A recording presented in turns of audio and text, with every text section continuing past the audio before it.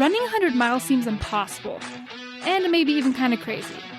And it is, but we believe in big crazy dreams. That's why we ran 100 miles. It was such a life-changing experience for us, we decided to devote this podcast to preparing and inspiring you to run your first ultra race. Are you ready to feel the highest highs and the lowest lows? Are you ready to do what you once thought was impossible? Are you ready for your trail to 100?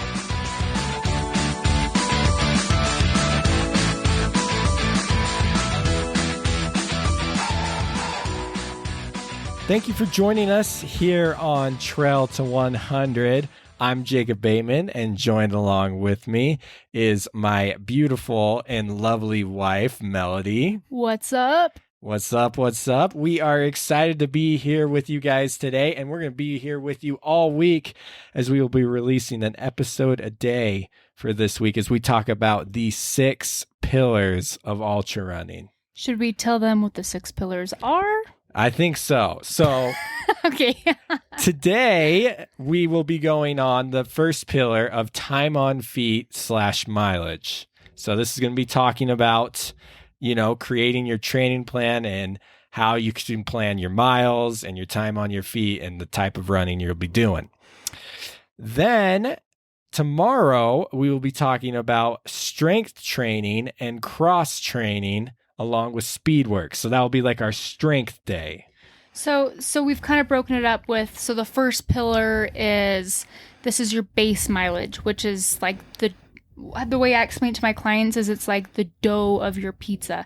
And then we have the strength training, the speed work, the cross training, and that's like the toppings of your pizza. Yes. But you need toppings for it to really taste good. Exactly. Dough alone isn't enough most of the time. Exactly. It might get you by for a while. It'll fill you up. Yeah. It'll fill you up. It's just not going to taste as good. Then after that, we roll into nutrition and hydration as the third pillar, talking about how you can properly hydrate and eat while on an ultra. Our fourth pillar is mindset. Which is a huge aspect of ultra running. All of these are honestly, huge. I feel like that's kind of what our podcast is about. Yeah, mindset. There's been a lot about that. The mindset it takes to run 100 miles. And then as our fifth pillar, we have recovery, which is one people don't think about a lot, but is so important. Especially for beginner ultra runners who are going from just casually running to wanting to run 100 miles. It's a lot on your body.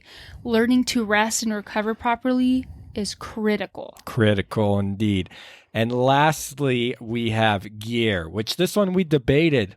Is it a pillar or not? But you know what? I decided, Mel, we have talked with so many people on our podcast that DNF'd their first 100-miler because they didn't have the right gear. Honestly, the reason we debated it is because Jacob and I honestly don't know a lot about gear. Yeah. So we're not going to be going over that one. We're going to be getting... We know more than you think we know. Maybe. We're just not going to... Maybe we do know more than... Yes, we know the basics. I don't feel super confident talking about gear, but don't worry, we're going to be getting other experts on who do feel confident talking about gear, who can teach us, and I'm excited to learn more myself too. So how this is going to work, it'll just be the two of us here for the debut this week, as we're going to do an episode and release it every day for each pillar. And then after this, bi-weekly, we will be bringing on experts and coaches to talk about each individual pillar and their thoughts on and how to best prepare for your first 100 milers. So guys, this is made to help you prepare for your first 100 miler. That's who we're talking to. We want you, we want to help you, and we're going to keep bringing on coaches to answer your questions and figure out how you can get across that finish line. These are the tools you need right here. So let's hop into this episode, which is the first pillar, which is time on feet / mileage. So here's the first thing that comes to mind. Okay. Is how do you know when you've built up enough base mileage to go after 100 miles? And what exactly is base mileage? Yeah, I was going to say, I think we need to talk about what base mileage is first. Base mileage, the way I define it, is how many miles can you run every week consistently, comfortably? So can you run 15 miles a week every single week and that's comfortable and easy for you? Can you run 30 miles every single week and that's easy and comfortable for you? That's what your base mileage is. And I would say you want to get to a base mileage of, I'm going to say, at least 30 miles. Feel comfortable running 30 miles a week and build up from there. So I get what you're saying. I think 30 miles is ideal.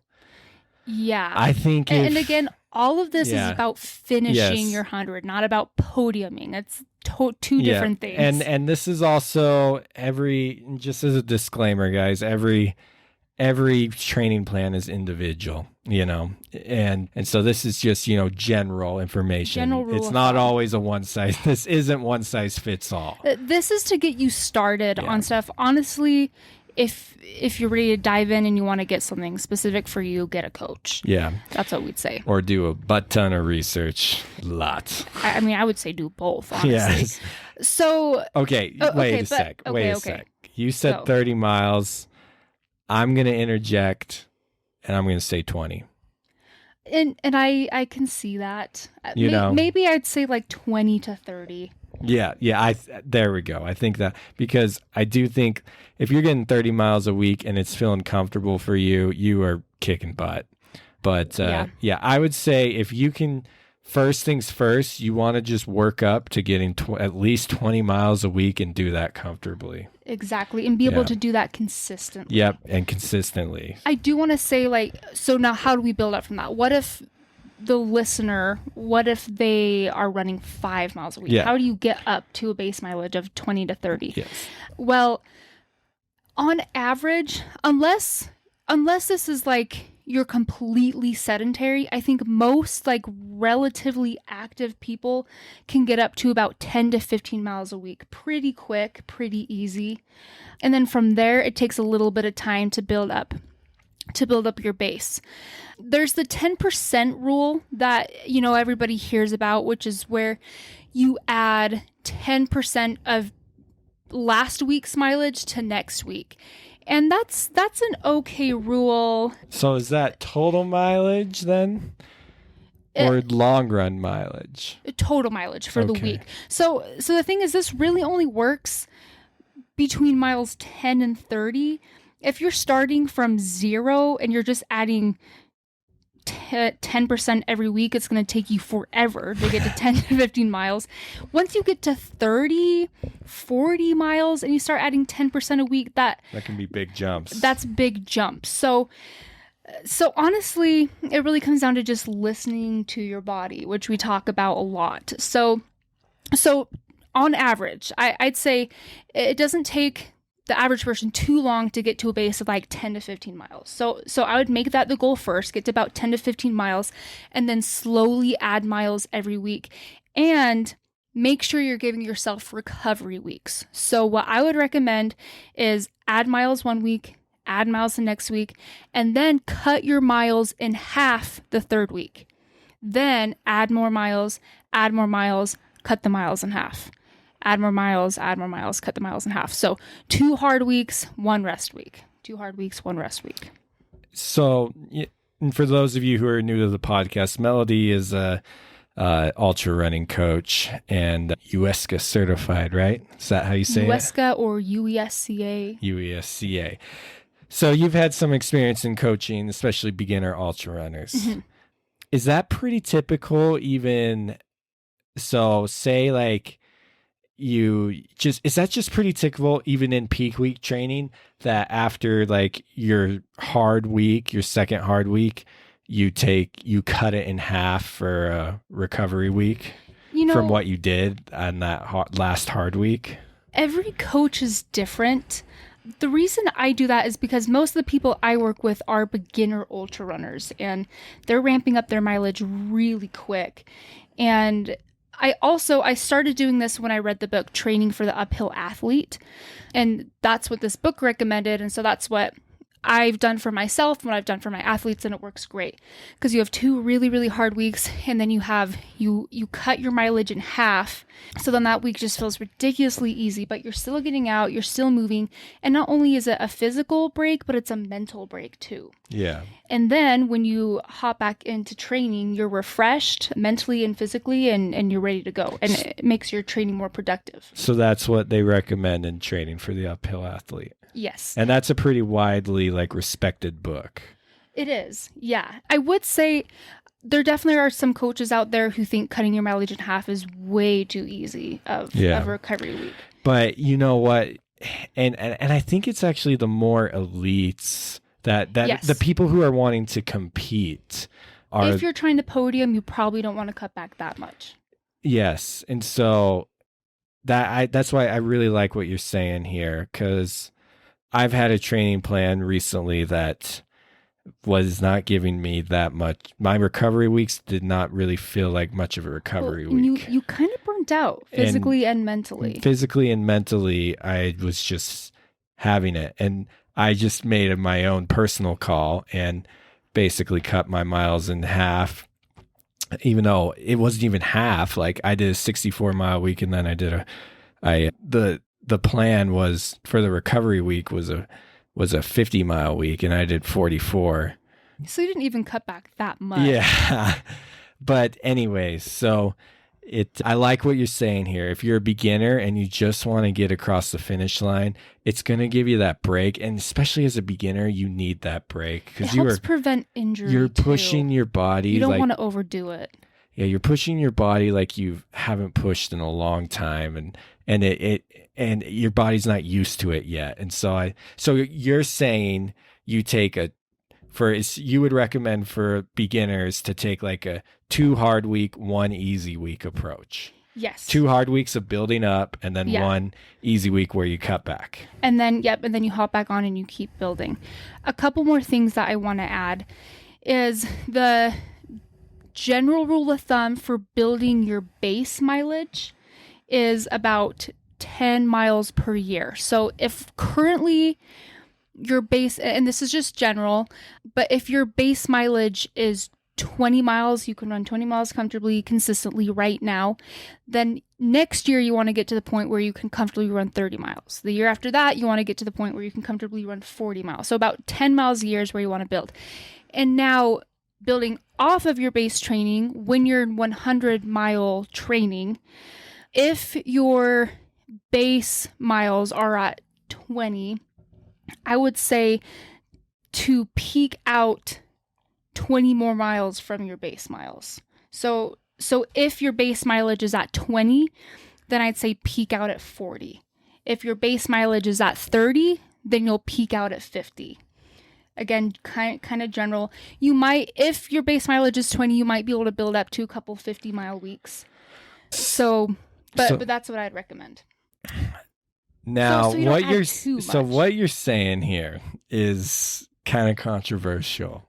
It is. A lot of people. Is really general. Here's the thing: building a training plan, it's more of an art than a science. And everyone is so different, so it's kind of hard to just give these rules of how it works. Okay, yeah, because all right, a lot of people recommend getting up to 70 to 80-mile weeks before doing a 100-mile race. That is not necessary. You do not need to run that many miles. Okay, but is 42 not enough? I would be worried with 40. What I like to get my athletes to is I want them to have at least 2 weeks in a row where they hit 50, 55 miles. So that Which is why I like to say your base mileage should be about 30. Okay, that's why you say 30. So yeah. Technically, if someone's starting from a base mileage of 20, they're going to be pushing it a little harder than you would recommend to get to that 50 miles a week. This is what I'd say. If your base mileage is at 20, I would say shoot for a 50-mile race this year. And let's peak you out at 40 miles. And then we'll focus on a 100-mile race the next year, once your base mileage is about 30 miles. And then we can peak you out at 50. But you can do it. You can. Yeah, we don't want to discourage. I mean, David Goggins, he did it without any training. So if you're mentally tough enough, you don't have to train to run 100 miles. You can just go do it. So, yes, I'm going to say yes. Ideally, if you want to maybe go for a 50-mile race one year and then the 100 the next. That's what I recommend. Yeah, that's what we did. And yeah, we would recommend that. But we have talked to people that have just bypassed the 50-mile race and they're still able to do it. For sure. And they've done 100 miles within a year of starting to run. Basically, like Jake a Rastus, year. Who we just had on. And also Michael Davis, who we had on the podcast. So go check out their episodes if you want to hear how somebody did it within a year.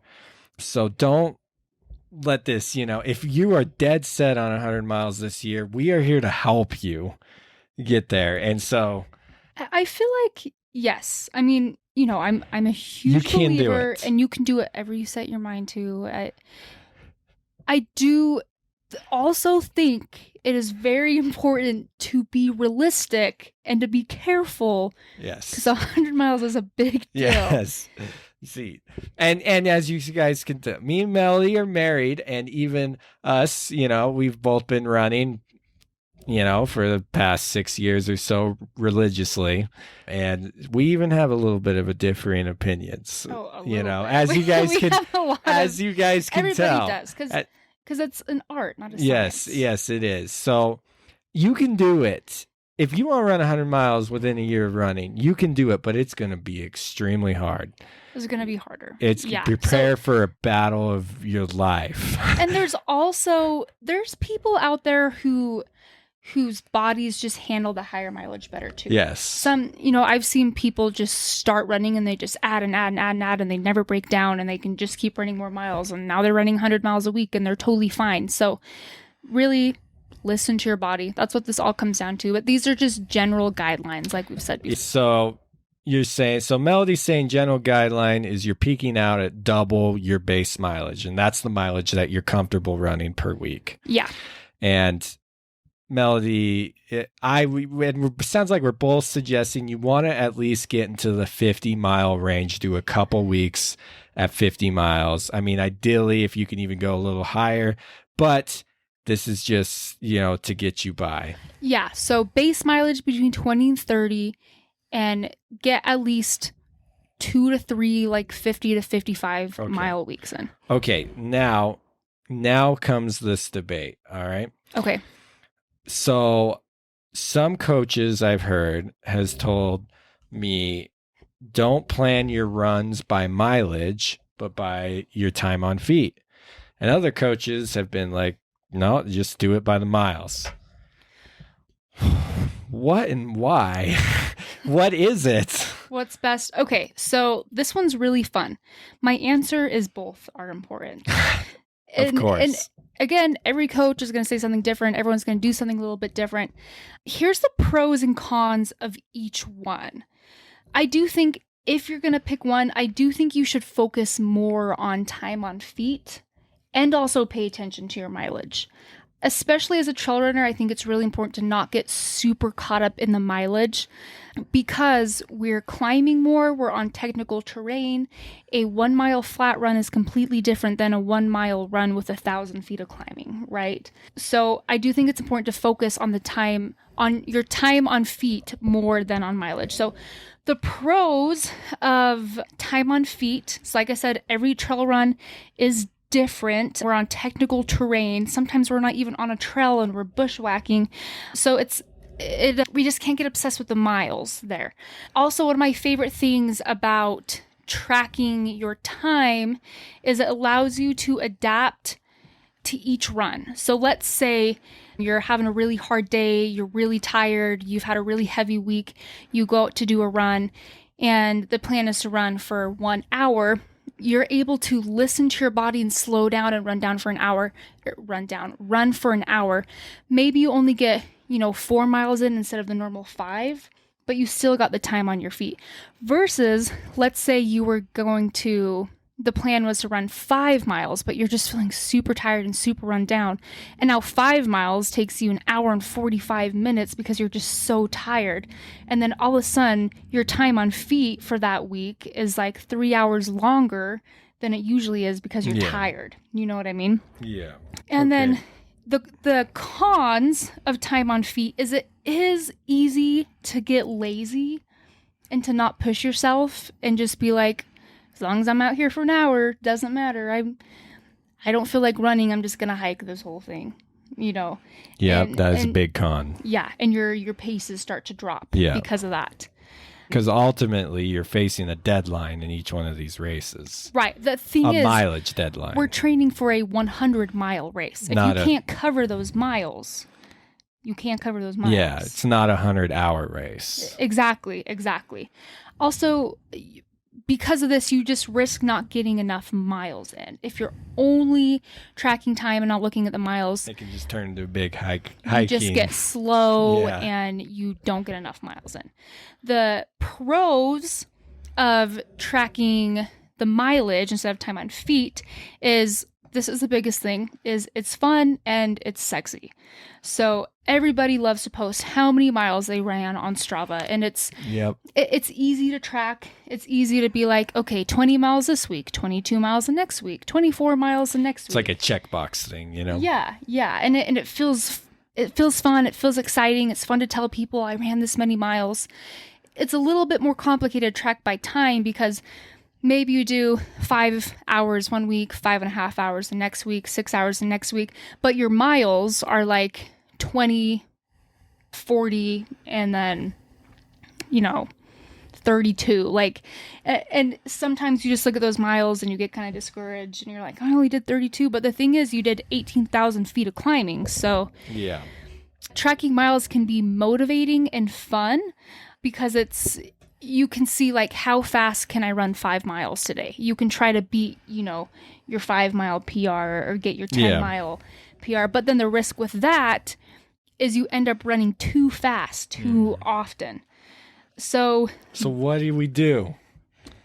So you do focus on the time on feet and pay attention to the mileage. So focus on the time on feet, but at the end of the week, just look at your training stats and see, okay, how many miles did I get in?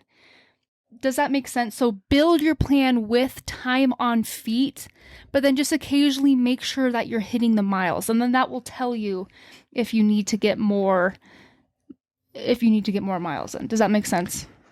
I mean, it kind of does, but then I'm just like, okay, well, then do I just add my time on? So when I'm building my plan, I just add 10% to my time on feet? No, I would say because it's like I want to have some structure that I build out here, I would say more like 20 to 30 minutes. You'd add like 20 to 30 minutes a week. Do you ever just like do like time on feet for your shorter weekday runs and do miles on your long runs? That's a really good point. Matt Fitzgerald, he recommends that. The only thing is that can get kind of complicated to track. When I'm building a plan, I just track both. So I put in the time on feet and the mileage. Okay. And my athletes aren't going to like hit that perfectly. I'm not going to guess their paces perfectly every time. I estimate the mileage based on their average pace. And that's how I build the plan. And then they just get close to that. Okay, so I feel like we're confusing people. So no, I'm starting to gain some clarity here. Okay. So what you're telling me, this is what I'm understanding here. I need to be paying attention to both my time on feet, how many hours a week I'm spending running, and how many miles I'm getting. Yes, they're both important. Now, with that, we talked about shooting for at least 50 miles for peaking out at least around 50 miles. If it's your first time, just trying to do it once or just trying to get it done the first time, 50 miles. Okay, if you're just trying to, now let's tell me about how many hours per week should I be running? How much time on feet should I be peaking out at? It depends on your goal pace and what the 100-mile cutoff time is. Okay, let's say the cutoff is 36 hours. That's a pretty typical cutoff around here for a mountain. We're going to say it's a mountain 100, with like 20,000 feet of vert, 18,000 feet of vert, 36-hour cutoff. Okay, so I'm just opening up a pace calculator here. So 100 miles, the cutoff is 36 hours. So to beat the cutoff, you want at least a 21-minute split. So, I mean, honestly, I would just make sure that you're looking at your split paces, and you want to make sure that on average, I would say if your goal is to just barely beat the cutoff, you probably want to be averaging, I would say 16 to 18 minute miles, because you're going to slow down on race day. Okay, but time on feet, should I be averaging at least half of that 36 hours when I'm peaking out, like 18 hours? So this is when you kind of bounce time on feet off of mileage. So let's say your mileage is 20 miles a week. How long does it take you to run 20 miles a week? Let's say it takes somebody, here, let's calculate it. So 20 miles, let's say your pace is 12 minutes, so 4 hours. So then you just find out, okay, I'm running about 4 hours a week. So then next week I'm going to do 4 hours, 15 minutes. And then next week I'm going to do 4 hours, 30 minutes. So, but when peaking out, so you're just saying it's all relative on pace. If I know that I'm going to be close to that cutoff of 36 hours, should I be expecting to have like an 18-hour peak week? Where I get 50 miles in, or like let's just say 14 to 18-hour range peak week. I do feel like that's a lot. I don't think if it's taking you that long to get that mileage in, you're probably not running fast enough to beat the cutoff of a 100-mile race. But I'm doing it on tired legs, and on race day I'll be fresh. Right. That still seems really excessive to me. I would say kind of the average time that I see my beginner athletes hit in their peak week is like 10 to 12 hours of running. And I'll agree with you on that. Like, I do think, from my experience, I think you need to be getting about those 12-hour weeks in during peak week of running, at least. I'm honestly thinking the 12 to 16 is my opinion, as I've learned through these years. So that's my opinion. The 12 to 16, 50 to 60 miles-ish. And if this is really confusing people, long story short, look at both. But just don't get obsessed with the miles, and take in consideration that you are on the trails. Some trails are going to be more technical. Some trails you're going to be climbing more. So don't feel bad if your mileage isn't this beautiful, incline. You know what I mean? And honestly, maybe you just need to choose one for one training cycle, choose the other for another training cycle, and that's how you're going to learn, and then you're going to kind of find what works for you. Yeah. So, anyways, the great debate of time on feet versus mileage. Okay, so now we roll into one of the biggest things with ultra running that especially beginners struggle with, is how with me increasing this mileage and running more than I ever run before, how fast should I be running for most of my runs? So this is where we jump into 80-20 running, which we talked a lot about in our beginning episodes. So let's just talk about what 80-20 running is. So I feel like at this point, most people know what 80-20 running is, or maybe I just think that because we're in the running world. Yeah, we have a lot of new listeners here. So 80% of your total run volume is done at a low intensity, and 20% of your total run volume is done at a high intensity. So to explain this, I need to explain zones.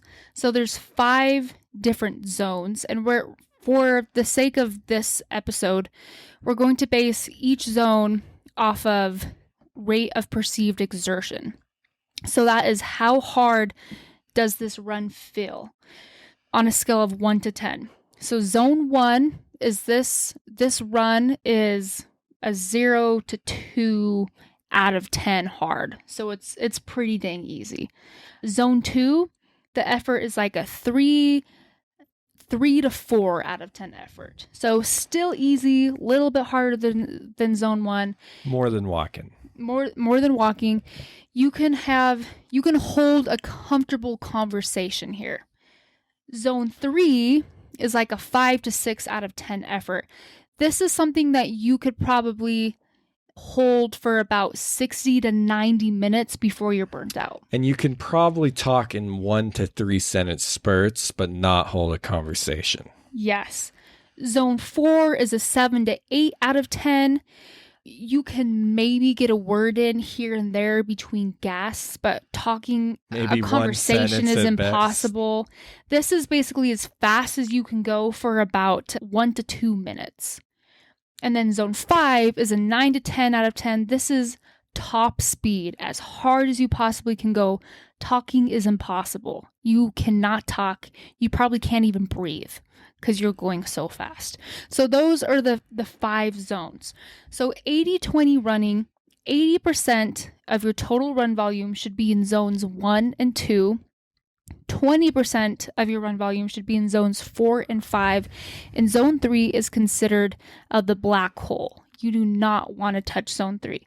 And the reason for that is zone 3 is too fast to be able to maintain day in and day out, and it's not fast enough to really get any anaerobic benefit from it, the kind of benefit that you would get from zone 4, zone 5. So really, if you're training at zone 3 every single time you go out and run, all you're doing is hurting yourself. You're not getting better as a runner.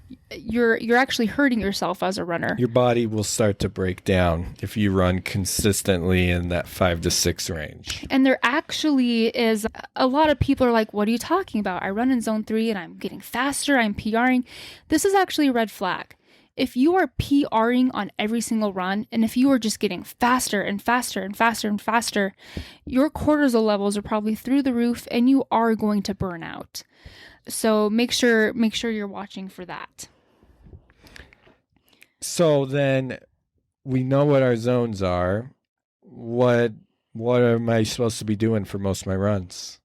Okay, so most of your runs, you should be running in zone 2. So zone 2, I consider a foundation run. Zone 1 is what I consider a recovery run. So you're going to do like a zone 1 run after a really hard workout or maybe a long run. Most of your runs are going to be in zone 2. The speed work portion of it, we'll talk about that in the next pillar, but we'll throw that in. To get started with speed work, I just want to throw this in. You want to add strides to all of your foundation runs. And a stride is a 20-second burst. And you can do strides during your run or you can do strides after your run. It's a 20-second burst where you're going to slowly ramp up your speed and you're going to get to about 80% of your max speed, and then you're going to ramp back down. And you want to make sure you give yourself 2 to 4 minutes in between each stride to get your heart rate back down to zone 2.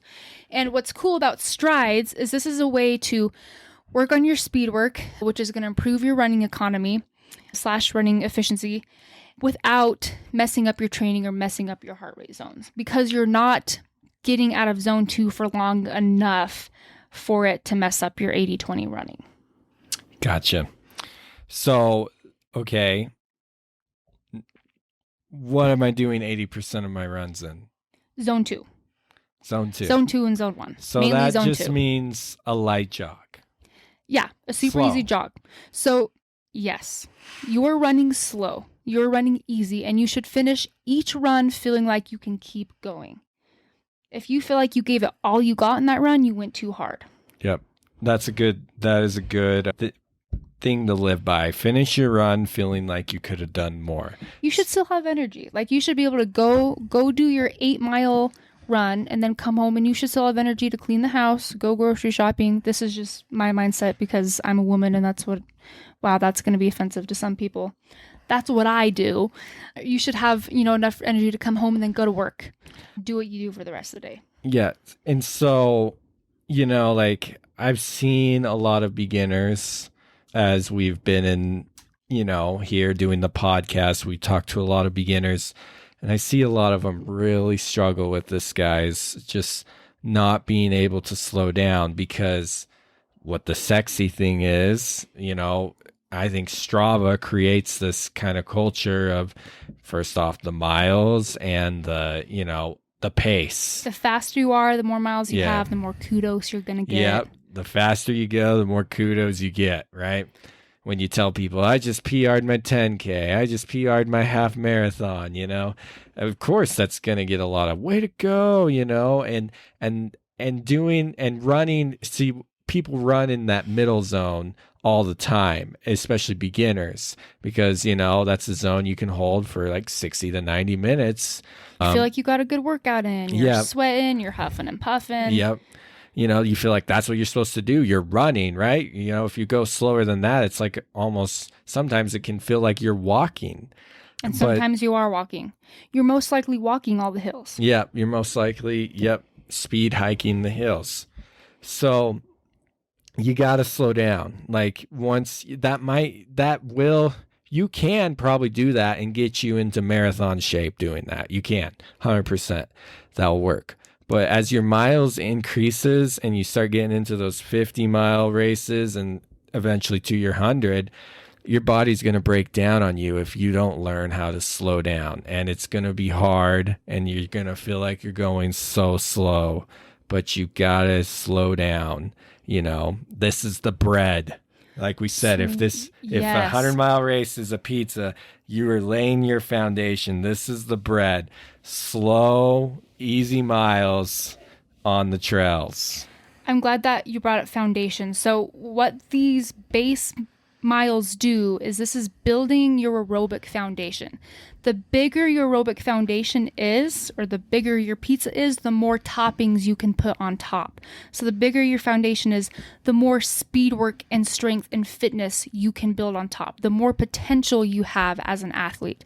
So this is why we chose this as the first pillar, because this is the number one most important part when it comes to training for a 100-mile race, is getting these slow, easy base miles in. Exactly. So moving on then. Now, a lot of people sign up for most hundreds, I'd say not all of them, but most of them are on trails. But there are some on roads, some a combination. But what if, like, I sign up for a trail 100-mile race and I don't really live by a lot of trails? Well, we've talked about this a little bit in a couple of our past episodes. And vice versa. What if I guess if you sign up, what if I sign up for a road one, but I like to run on trails? Which I don't know why you would do that, but I don't know why you would do that. I'm just saying, just put you in the scenario of you want to run your race. How do you train depending on the terrain of your race? Yes. Okay, if you live in a flat area and you sign up for a mountainous mountain race, a treadmill is going to be your best friend. You're going to find a treadmill, you're going to crank it up as high as it will go, you're going to put a weighted vest on, and you're going to spend a ton of time on that treadmill. It's going to be tedious. It's not going to be super fun unless you enjoy treadmill runs. I enjoy treadmill runs when I'm like watching a good show or something. So you're just inclining that treadmill. Yes, that's going to be the easiest, best way to get your climbing in if you don't live by hills. I also would try to find hills in your area, even if the hills are no comparison to, Leadville hills. Find the hills in your area and utilize those. If you need to go up and down that one hill that's in your area, do it. Again, it's going to be tedious.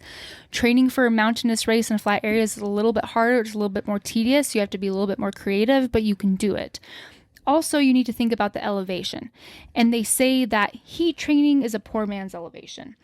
So run during the hottest time of the day and sit in a sauna after every single run, if that's possible for you, for I'd say 20 to 30 minutes. Make sure you're drinking a ton of water. Please don't pass out when you're doing this. Be smart, listen to your body.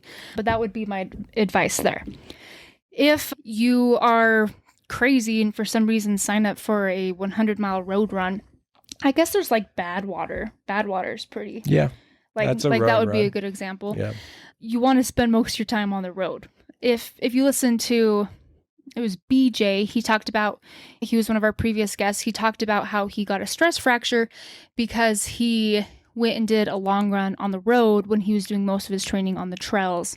So if you're usually running on the trails, you want to slowly transfer to road running and get your body used to the road again, because it is a lot harder on your joints. I also would recommend incorporating plyometrics.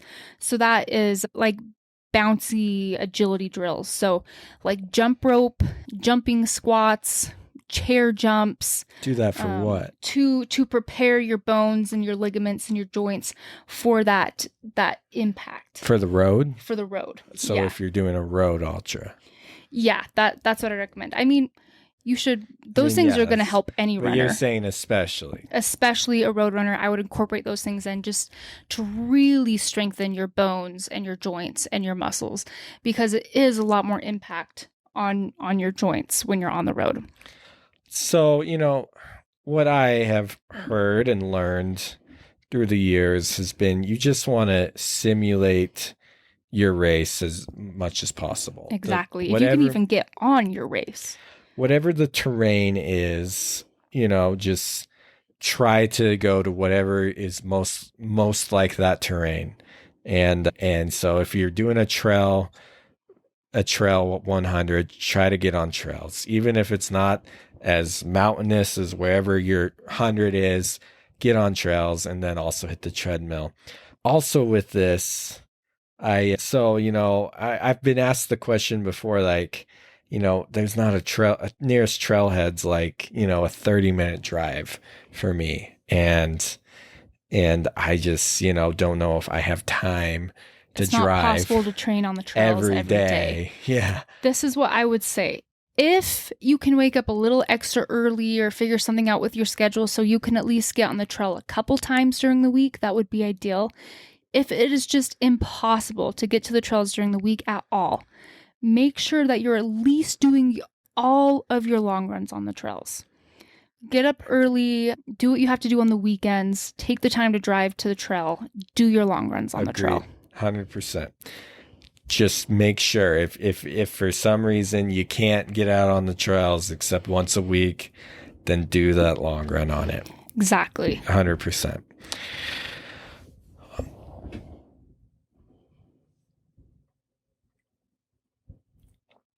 Okay, we are winding this down.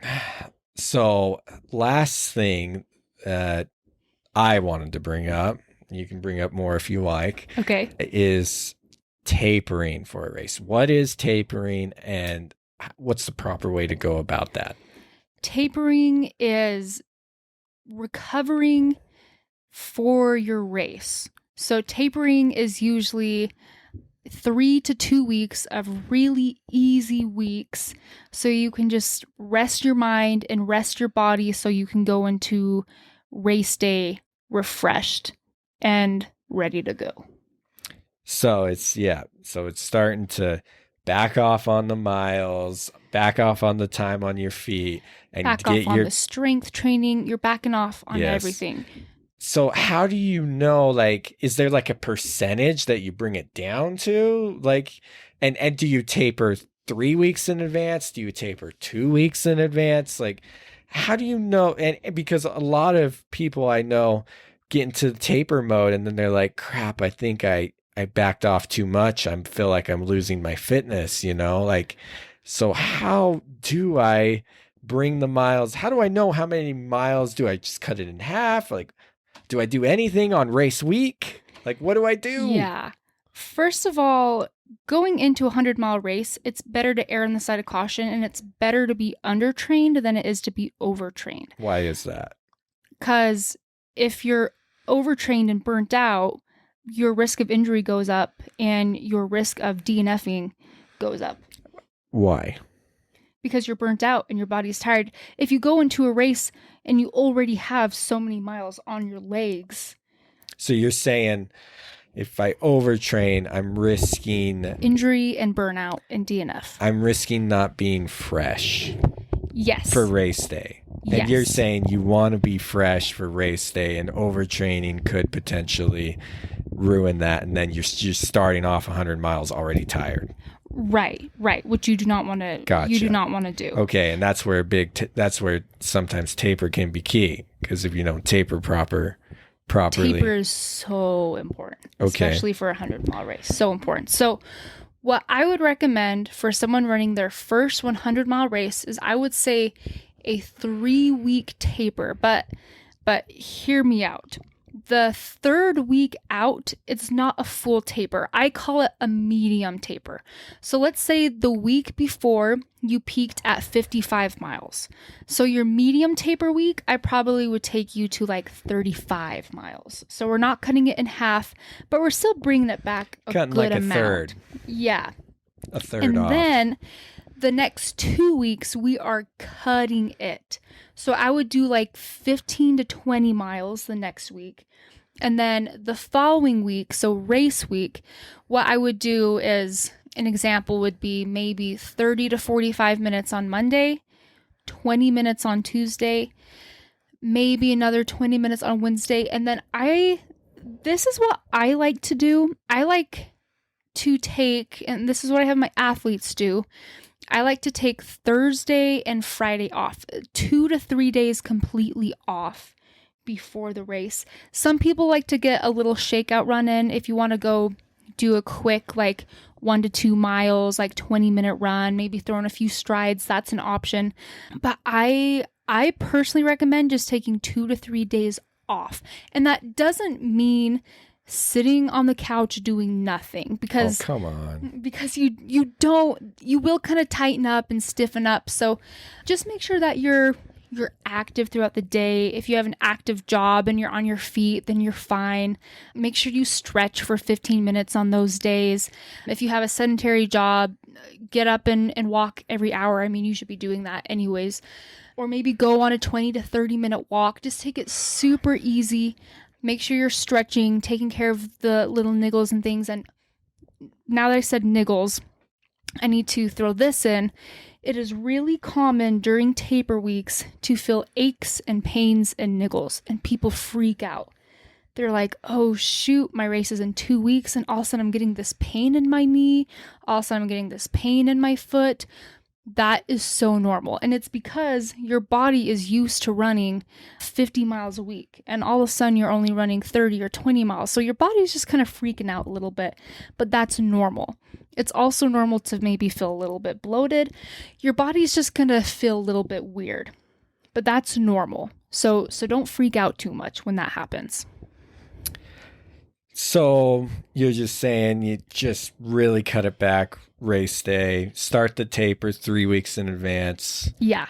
I would do a medium taper and then a hard taper, and then race week, you're barely doing anything. It almost sounds like how you phrase that is like your medium, you like cut back by a third each week. So if you were like doing 55, you're now down to like the 35-ish, and then after that week you were down to like the 20, so you were cutting about a third or 15-ish miles each time. Yeah.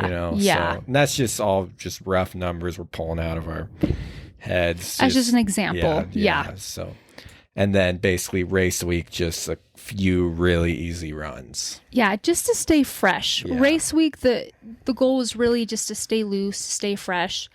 And also, we'll talk more about this in nutrition, hydration, but this is also the time when you want to make sure that you're really eating well, you're drinking enough water, you're going to bed on time, just really taking care of yourself those last 3 weeks. That makes sense. And we'll talk about that other stuff with nutrition and getting your mindset and everything ready for race day. Exactly. In future episodes. Well, boy, that was a lot. Yeah, I feel a little bit overwhelmed. Hopefully that wasn't really overwhelming. Yeah, you guys can reach out though on our If you have questions, yes, please let us know. Yeah, you can reach out and let us know, and we're happy to answer any questions. And well, if you have more questions about this topic, you can even send those in, and we will ask them to other guests that we bring on to talk about. This isn't the first time and our only time talking about this. We will come back to this and learn more and more throughout the year. For sure. Well, thank you everyone for joining us here on Trail to 100. If this episode has helped you, or if you know someone who's wanting to run their first 100-mile ultra marathon, I almost said marathon. 100-mile marathon. Yeah. Come on. Yeah. Hey, we're newbies here. That's what we say. We're not newbies. Yes, we're not newbies anymore. We are here. We're still only in this thing for a few years, but yeah, we're still babies. Yeah, You're yeah. right. You know, but if this has helped you or you know someone, guys, now's the time to share this, as we'll be releasing all 6 episodes this week made to help you finish your first 100-mile race. So share this episode with someone that you know could benefit from this, and it will help us to continue to produce this sort of content. And we'll talk to you guys tomorrow. Yes. We'll go over the toppings of the pizza, strength training, cross training, and speed work. Yes. Fun stuff that a lot of people avoid. But it is so needed to keep your body together. So it is. We will talk to y'all next time about strength training, cross training, and speed work.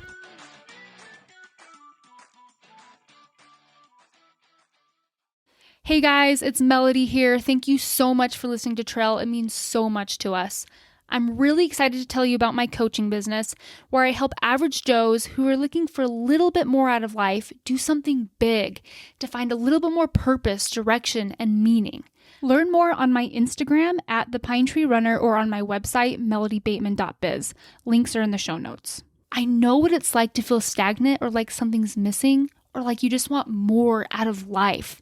I was in the same spot. Jacob and I had just gotten married and we were both working 9-to-5 jobs, and we just were like, what do we do now?